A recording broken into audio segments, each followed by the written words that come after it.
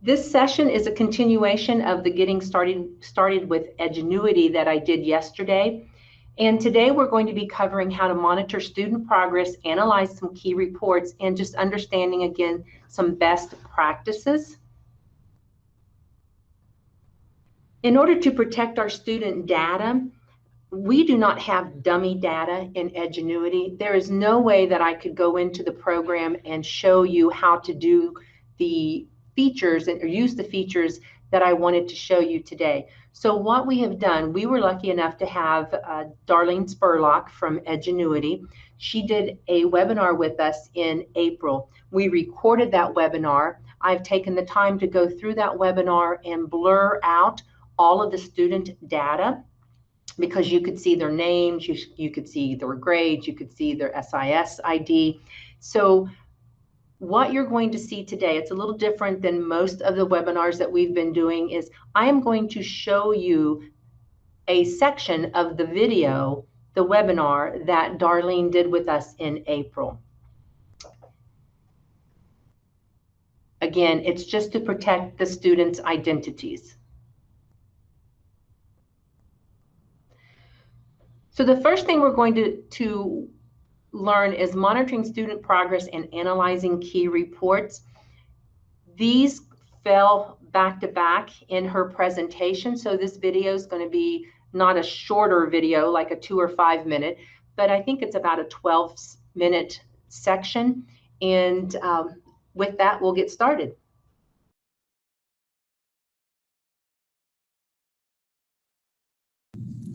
Now, progress monitoring your students. We have several different ways that we can progress monitor. We have individual reports and we have group reports. We also have reports that you can use to measure how your students are measuring the Kentucky standards. So first of all, let's look at some of the individual reports. Look at manage students.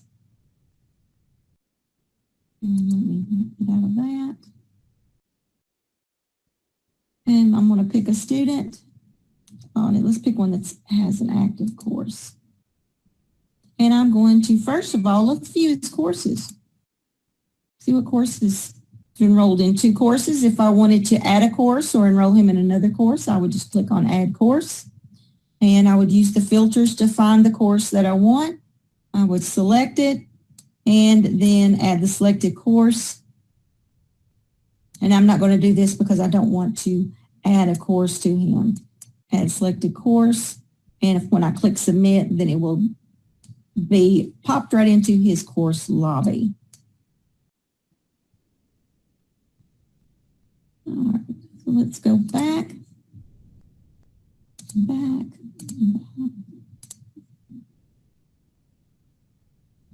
So I'm going to select Aiden again. I can look at his progress report. Looks like he's doing great. He is on track. The blue means he is on track. Red means he's behind. Green would mean he was ahead. He is on track. Here we go. The amber bar shows where he should be. His overall grade is an 81%. His actual grade is 79, and his relative grade is 19. Okay, so the difference between these 3 grades, the overall grade is an average of what the student has done so far, whether they are on track, ahead, or behind. It is just the average of what they've completed so far, whether it's 1 quiz or 10. The actual grade takes into account the average of what the student has completed so far, and it also calculates in whether they are ahead or on track or behind. If they are behind, then it will deduct percentage points. And relative grade, it just calculates a 0 in for everything they haven't done yet. When the student is finished, the overall, actual, and relative grade should be the same. Then the rest of this looks kind of like a scoreboard. It's a tally showing what the student has completed so far out of, for example, 15 quizzes out of 41 total. 15 have been graded, average score of 84%. And the student has completed 1 test and 5 assignments.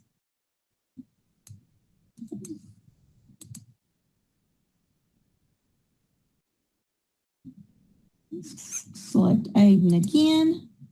We can also look at Aiden's session log. This is hours, minutes, and seconds of time that the students have spent in the course, how much idle time, how much idle time here, and how much active time. So on Monday, from 1:17 to 2:43, look how specific that is. Aiden worked 1 hour and 21 minutes, as well as 4 minutes of idle time. And that's not bad. Idle time is logged when the student is not moving forward. They could be going back and reviewing a video, reviewing feedback, reviewing notes, or if they're gone to the restroom, or talking to a classmate, or asking you questions. So just keep in mind that the idle time is not always a bad thing. It'll show you every single session. So during this session, Alan worked in 2 of the courses.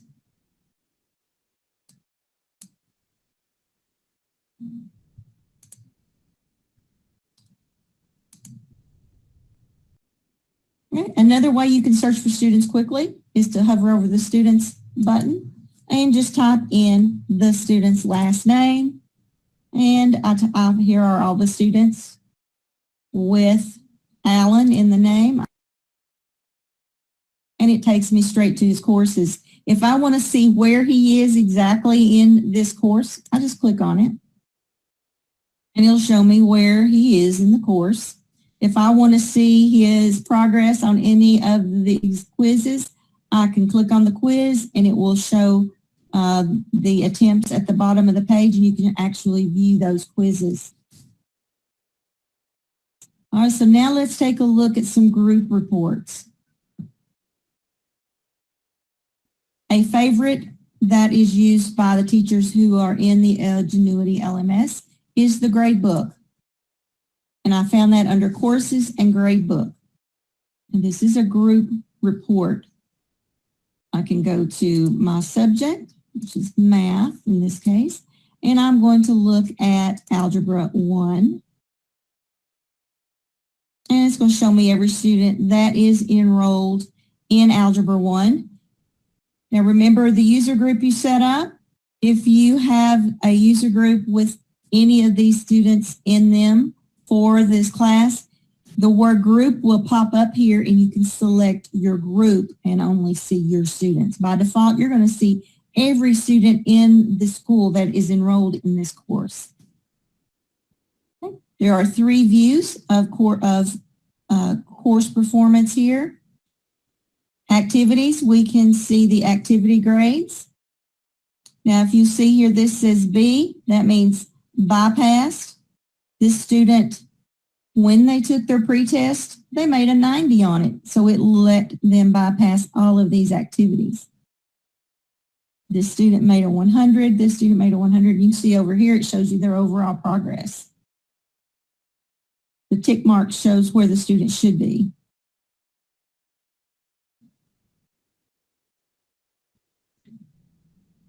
This is the drill down, very specific view. It shows the grades by activity. You can select the unit you want to look at, and you can also select the lesson within that unit that you want to review. Okay. Let's zoom out a little bit to quiz scores. Okay. Quiz scores will show you the score on each quiz, and a quiz comes at the end of a lesson. So this is just how the student performed on the quizzes, and that's all. Here, this is the student did not pass this quiz.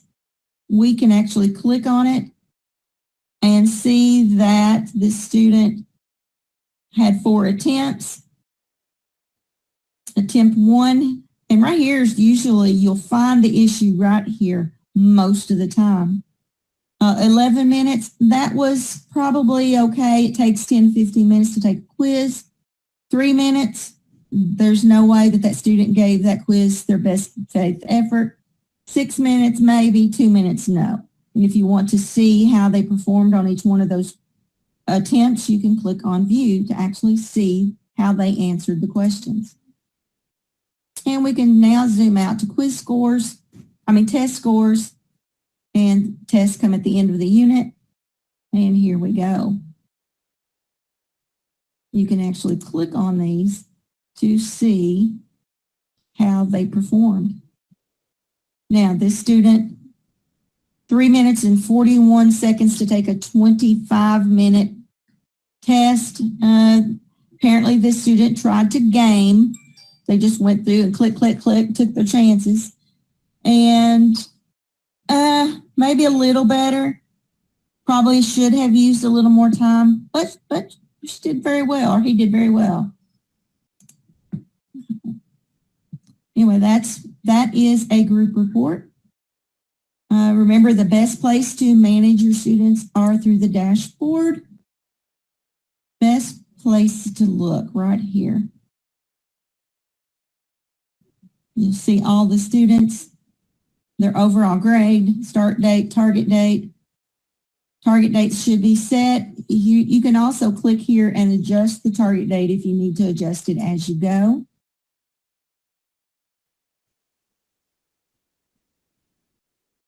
Here, this is how many days it's been since they've logged in. This is where they are, where they should be, and this is where they actually are.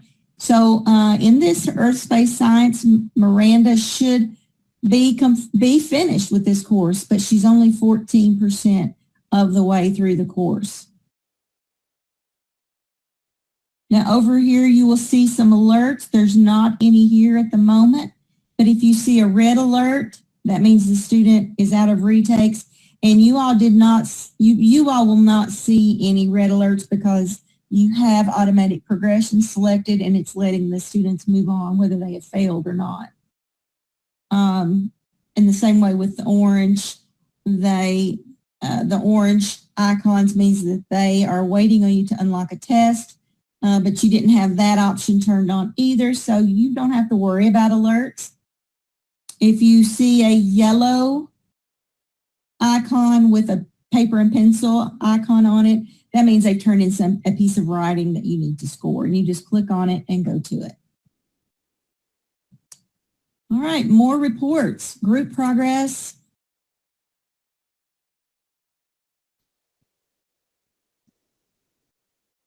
Remember, just about every piece of data a data report has a place for you to choose.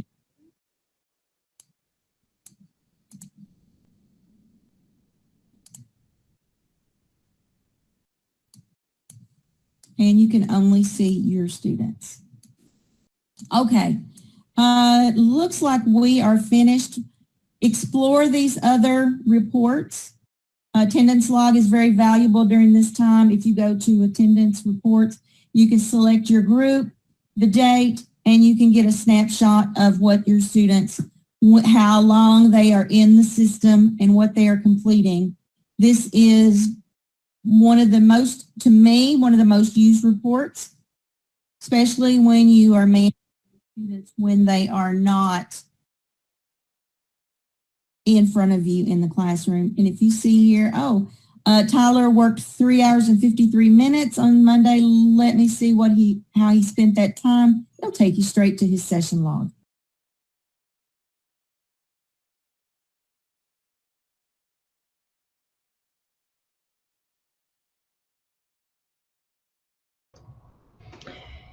Okay, so that was a real quick session on how you can get in and look at some of the reports and analyze what the students are doing.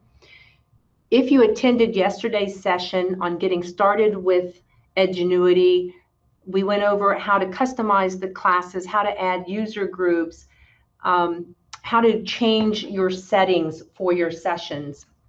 One thing I do want to add is that you can actually add yourself to a course. If you want to see the course exactly as the student will experience it, you can do so. And you do that by going to Students, Manage Students. Underneath of that, you will see the Select My Account button. When you click that, it's then going to ask you to add the course. You search for the course that you want, you put a check mark beside it and say Add Selected Course or Courses. And again, that's how you add yourself as a student to a course. Some best practices, and we discussed these yesterday, but whenever you make or whenever you start to customize a course, you always want to make sure that you make a copy of the course. You should never go in and alter one of the master courses that has been put in your school Edgenuity account. Always create a copy. A good habit to get into is to use the year and your school initials in front of the name of the course so that you'll be able to recognize that this is the course that I created and this is the year. Course options, when you're customizing some items that you really need to pay attention to. And I know Darlene mentioned, and because you weren't in the whole session, she talked about we weren't going to see those warnings when we're in the grade book. And that was because the building that she had selected to use as a sample during the webinar, they did not have their passing thresholds and some of their assignment course options set where Edgenuity really suggests that we do that. And that's up to the building how they do that. Your passing threshold, Edgenuity's default is 70%. So if you want to have any number other than 70% for your course, you can do that by going in and changing that in the course options. You can adjust the grading weights. The assessment options really need to be looked at carefully. You can hide viewed questions.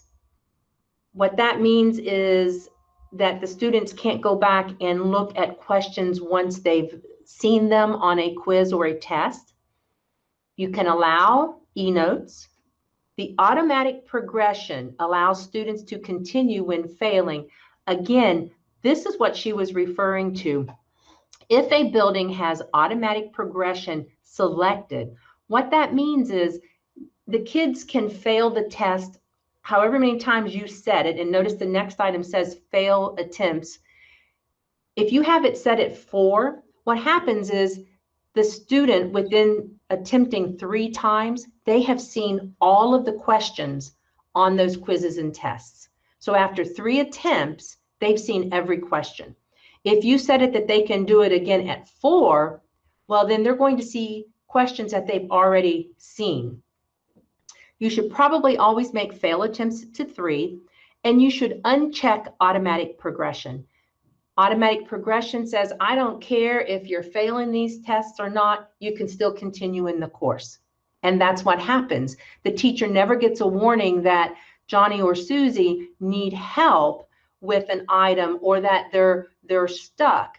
What happens with the attempts, when they fail 3 attempts and you've got automatic progression turned off, it will actually give you a warning and it will tell you that that student is either waiting for you to give them more retakes after you sit down and go over the content or the idea with the student so that they can understand the assignment and then move forward. You also can adjust your time limits and adjust your dates when you're in the course options. And again, these are just best practices that you need to consider. Just because it's set that way as a default doesn't always mean that that's the way that you want it to run in your building. Edgenuity has a great support help center. And when you're logged into Edgenuity, the upper right will have the support, and then you have this help center.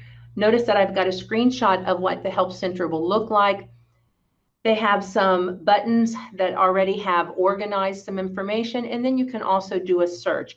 They do have really good help resources, so they're always there if you need it. In addition, if you're ever working in Edgenuity or you have an Edgenuity question, middle school, high school, are the only ones who have Edgenuity. Please feel free to always reach out to me, and I will help answer it if I know it, or I will get the answer if I don't know the answer. This again was a very short blurb. Yesterday's getting started was a little bit longer, where we went into more of the guts of what do I need to do to actually get my feet wet in Edgenuity. I do want to remind you to check out our resources that are located under the Boone County Schools bookmarks.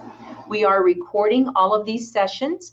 They will be recorded and then posted on the available training website. So today, where you went to click the link to join, once the sessions are over, we move them to the bottom of that list, and the click to join button will then turn into a watch the recording button.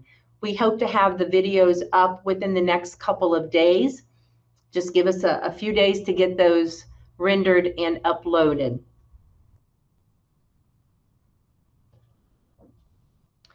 We have a survey for you to take, and when you complete this survey, you will then be issued a certificate. It will be emailed to you directly.